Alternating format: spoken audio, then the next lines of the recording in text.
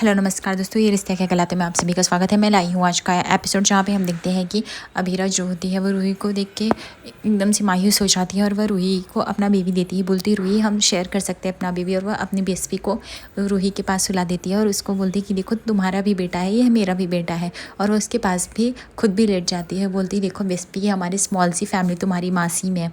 यहाँ पे देखते हैं कि अरमान फूट फूट कर रो रहा है क्योंकि उसको पता है कि वो उसका बेस्पी नहीं, वो रोहित का बेबी है। रोहित ने जो कुर्बानी दी उसका काफ़ी भारी कीमत चुकाना पड़ेगा। वह इन सब में इतना उलझ सा गया है कि वो खुद से भी बातें कर रहा है। यहाँ पे रोहित देखता है कि अरमान काफ़ी टूट चुका है। वो अरमान के पास जाता है और अरमान को कोल्ड ड्रिंक ऑफर करता है, बट अरमान को ना पीने की सुध है ना खाने की सुध है। वह एक अलग ही दौर से गुजर रहा है। फिर वह अरमान को गले से लगा लेता है, बोलता है भैया कि आप चिंता मत करो, मैं आपके साथ हूँ। यहाँ पे अरमान बोलता है कि रोहित तुझे नहीं पता मैं किन चीज़ों से, वो बोलता है कि बीएसपी का अंतिम संस्कार करना है, आप करोगे या फिर मैं करूँ। अरमान बोलता है नहीं, मैं करूँगा। यहाँ पे क्रिश जो होता है एक लड़की से बात कर रहा था, जो कि लड़की उसको अपडेट कर रही होती कि कैसे रिश्तों को संभालना है, कैसे उसको बेबी का भी ख्याल रखना है, कैसे उसको अभीरा का भी ख्याल रखना है, घर में सब कुछ सिचुएशन कैसे ठीक करनी है। क्रिश को उससे बात करके काफ़ी अच्छा लगता है। यहाँ पे हम देखते हैं कि अरमान जो होता है अंतिम संस्कार करके बीएसपी का जैसे ही आता है वो पूरी तरह से टूट चुका रहता है।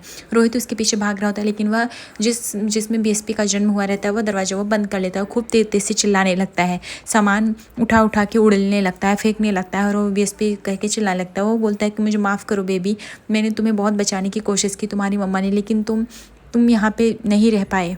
मैंने और अभीरा ने बहुत ट्राई किया, लेकिन शायद भगवान ने हमें ये खुशी ही नहीं दी।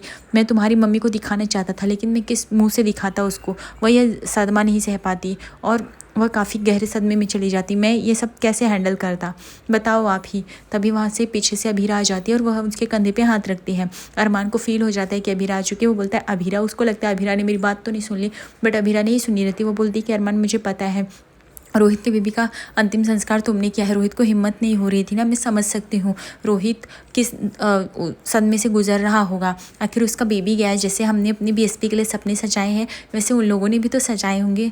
आखिर कैसे वो तोड़ देगा। मुझे बिल्कुल भी अच्छा नहीं लग रहा है रूही की ये हालत देख के, रोहित की, और अभी तो उनका बेबी भी नहीं है, इसलिए तुम खुश नहीं हो रहे हो ना, मुझे सब पता है। लेकिन तुम चिंता मत करो, हम लोग ये जल्दी से प्रॉब्लम सॉल्व कर लेंगे। तभी वो आकाश में तारों को देख के कहती देखो ये वो देखो वो बेबी उधर गया है। और बेबी तुम चिंता मत करना, तुम्हारी 2 नानियाँ भी वहाँ पे है ना, तुम्हारा बहुत अच्छे से ध्यान रखेंगी, तुम्हें ज़रा भी फिक्र नहीं करने की ज़रूरत है। और हम लोग तुम्हें हमेशा याद रखेंगे। तुम्हें इस दुनिया में नहीं ले पाए, लेकिन सॉरी, लेकिन हमें पता है कि तुम किसी ना किसी रूप में ज़रूर आओगे। अरमान सोचता है कि अभीरा कितनी मासूमियत से ये सब कह रही है। उसको खुद नहीं पता कि वो जिस बच्चे की बात करी वो उसका खुद का बच्चा है। अगर मैं उसको सच बता दूँ तो मर ही जाएगी। अभी तो रूही के बच्चे के लिए वो इतना रो रही है। यहाँ पे हम देखते हैं कि रूही को घर लाया जा चुका है और अभी तक वो कोमा में, उसको होश नहीं है। यहाँ पे विद्या अपने आप को दोष देती है कि काश पंडित जी की बातें मान ली होती और मैंने दोनों बहुओं पे कड़ी नज़र रखी तो आज ये दिन नहीं आता और ना ही रूही के साथ ये सब भला बुरा होता। मुझे ध्यान देना चाहिए था, ये सब मेरी गलती है। क्यों मैंने नहीं रोका रूही को, क्यों मैंने रूही को जाने दिया। काश मैं ये सब रोक लेती तो आज ये दिन नहीं आता। मनीष जी बोलते विद्या जी आप अपने आप को कसूरवार कहना छोड़िए, आपने तो पूरी जी जान से कोशिश की इस चीज़ को टालने के लिए। यहाँ तक कि आपको पता है रूही जब आती थी घर तो आपकी ही तारीफ़ करती थी, माँ ऐसी माँ वैसी। आप सास ने उसकी माँ बन के रही है, इसलिए प्लीज़ अपने मुँह से ये सब मत कहें। तभी दादी सा वहाँ पे आते एक लड्डू गोपाल छोटा सा लेके, वो बोलती कि मैं यहाँ पे रूही के कमरे में रख देती हूँ और वो रूही की रक्षा करेंगे। और यहाँ पे हम देखते हैं कि स्वर्णा सुलेखा सब लोग डिस्टर्ब है। रूही की ऐसी हालत देख के किसी को कुछ भी होश नहीं है। यहाँ पे रूही कोमा में है, सिर्फ वह सांस ले पा रही है, लेकिन वह किसी को देख नहीं पा रही है। और यहाँ पे तभी देखते हैं कि मनीषा को जो होता है मनोज का कॉल आता है कि वो लोग अभीरा अरमान हॉस्पिटल से आ रहे हैं और स्वागत की तैयारी करो। तभी मनीषा जो थी वो बोलती है कि मासा से कि मासा वो लोग आ रहे हैं हॉस्पिटल से, मैं वेलकम की तैयारी करनी चाहिए, मन्नू ने बोला। उसके बाद दादी साहब बोलती है हाँ ज़रूर हम चलेंगे। उसके बाद सब लोग जो होते हैं चले जाते हैं। बट ऊपर स्वर्णा सुलेखा और मनीष जी विद्या रहते हैं। मनीष जी विद्या को समझाते कि आप तो उस बच्चे की दादी हैं, आपको जाके वेलकम करना चाहिए, वो बच्चा भी तो आपका ही है, रूही के पास हम लोग हैं, जाइए विद्या जी टेंशन मत लीजिए। तभी हम यहाँ पे देखते हैं कि रोहित जो होता है सारा रिपोर्ट रख रहा होता है, लेकिन सुलेखा के हाथ से एक रिपोर्ट गिर जाती है जिसमें बच्चे का बर्थ सर्टिफिकेट रहता है जो कि रूही के ही बेबी का रहता है। रोहित को डर लगता है कि कहीं ये सर्टिफिकेट माँ के हाथों लग गया तो क्या जवाब देगा। विद्या इस सर्टिफिकेट को पढ़ लेती है लेकिन वो समझ नहीं पाती। वो बोलती कि अभीरा का सर्टिफिकेट है, तुम उसको जाके दे देना। यहाँ पे देखते हैं कि यहाँ पे वेलकम की तैयारी हो चुकी है। यहाँ पे आरती का थाल लेके सभी खड़े हैं, फूलों की बरछाव करने लगते हैं। यहाँ पे रोहित जो रहता है वो बताता है कि माँ मैं दे दूँगा अभीरा भाभी को, आप टेंशन मत लो। विद्या यहाँ पे बहुत ही खामोश है। उसके बाद यहाँ पे अभीरा बोलती जितना भी आप लोगों ने वेलकम किया उसके लिए बहुत ही थैंक यू, ये मेरे लिए बहुत ही बड़ी चीज़ है। मुझे पता है फैमिली किस दौर से गुजरी दादी से, इसके लिए आपको सॉरी बोलने की कोई ज़रूरत नहीं। तभी वो लोग आते हैं, सब लोग घर में एकदम खुशियों का माहौल आ जाता है। एक छोटा बेबी आने की वजह से सब लोग अपनी स्ट्रेस को भूल चुके हैं। यहाँ पे कियारा और आर्यन सब लोग एकदम से खुश हैं, एकदम खुशी से झूम रहे हैं। अभीरा भी खुश है अपनी बेबी के साथ, लेकिन अरमान कहीं ना कहीं खोया हुआ है। जैसे अरमान और अभीरा आते बैठते सब लोग बोलते बेबी के साथ हम खेलेंगे हम खेलेंगे, वो बोलती हम बेबी को लेंगे। यहाँ पे मनोज जी, यहाँ पे माधव जी बोलते मैं उसका दादा हूँ तो पहले मैं ही लूँगा। यहाँ पे बुआ सा बोलती कि काजल पहले मैं लूँगी ना बेबी को, अभीरा मैं ले सकती हूँ बोलती हैं। सब लोग यहाँ बेबी को लेने के लिए झगड़ रहे होते हैं, लेकिन अरमान कहीं और ही गुम है। उसको पता है कि वो जो किया है वो सही नहीं है, उसने अपना बेबी भी खोया है। उधर रोहित का बेबी उसके पास है, लेकिन वो देखता है विद्या नीचे आ गई है तो समझ जाता है कि माँ को बहुत ही शौक था रोहित और रूही की बेबी को खिलाने का अपने गोद में। ये तो हमारा बेबी नहीं है तो हमें पता है, तो मैं उनका शौक डायरेक्टली नहीं इनडायरेक्टली ही पूरा कर देता हूँ। वो लेके जाता है, विद्या की गोदी में रख देता है। घर वाले सभी एकदम शौक से देखने लगते हैं। दादी सा के भी चेहरे पे स्माइल आ जाती है। विद्या भी उस बच्चे को ले लेती है।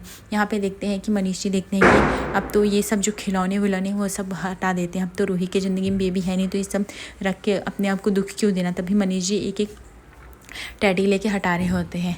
यहाँ पे विद्या जैसे उस बेबी को गोदी में लेती है, उसकी खुशी का ठिकाना नहीं रहता, उसकी आंखों से आंसू छलकने लगते हैं। सब लोग देखने लगते हैं और वह बोलती कि अभी तू मिला मुझसे और अभी तू मुझे इतना प्रिय हो गया, सिर्फ 3 सेकंड में ऐसे कैसे हो सकता है। और अपनी दादी की बातें इतने अच्छे से सुन रहा है, किसी की नज़र ना लगे। माँ साहब सही थी, आप सही बोलते, असल से प्यारा सूत होता है, मैं गलत थी, आपने सही भविष्यवाणी की थी, काश मुझे वही टाइम ये बात समझ लेनी चाहिए थी। यहाँ पे तभी जाती मनीषा बोलती कि अब बहुत हुआ, मैं भी तो लूँगी उस बेबी को। यहाँ पे स्वर्णा सुलेखा मनीष जी जा रहे होते टैडी लेके, तभी रूही को उसका ईसीजी चलने लगता है और वह सांस लेने लगती है। यहाँ पे मनीष जी को तभी वो टैडी फेंक के आ जाते, स्वर्णा सुलेखा सब लोग रूही के पास, और रूही को होश आ चुका है। लेकिन हम यहाँ देखेंगे कि क्या रूही की याददाश्त जा चुकी है या नहीं, क्या रूही सच में बोल पाती है या नहीं, ये जानने के लिए हमें नेक्स्ट एपिसोड में देखना पड़ेगा। बट यहाँ पे हम देखते हैं मनीषा भी बहुत एक्साइटेड रहती है। वो बोलती है कि भाभी साहब मुझे भी दीजिए बच्चे की, मैं चाची सा हूँ। तो यहाँ पे मासा याद दिलाती हूँ चाची सा नहीं दादी सा है। तो बोलती मैं क्या इतनी जल्दी बूढ़ी हो गई, मैं तो आर्यन की क्लासमेट लगती हूँ। तो मनोज यहाँ पर उनकी खिंचाई करके कहता है क्लासमेट नहीं, तुम तो अब तो अभीरा के बच्चे की भी सहेली लगोगी। तो सब लोग यहाँ पे खिंचातानी कर रहे थे। काजल भी बच्चे को लेकर चूमती है। यहाँ पे संजय का भी दिल पिघल जाता है, वो भी बेबी को लेकर खिलाते हैं। सब लोग बेबी के साथ बहुत ही खुश नजर आ रहे हैं। एक बेबी ने जैसे खुशियाँ भर दी। कल रात के एपिसोड में हम देखने वाले हैं कि सब लोग रोहित को स्ट्रेस से दूर करने के लिए कुछ ना कुछ बातें करके उसको इग्नोर करने की कोशिश करें, लेकिन अरमान को गुस्सा तो चिल्ला देता है कि जिसके ऊपर बीती थी उसको पता है। आप लोग ये सब फालतू बातें करके माइंड डाइवर्ट करने की कोशिश मत कीजिए। अभीरा को शक हो जाती है कि अरमान को छिपा रहे हैं। आने वाले हम एपिसोड पे देखेंगे कि क्या होने वाला है। ऐसे बने रहिए और लाइक और सब्सक्राइब करिए। धन्यवाद।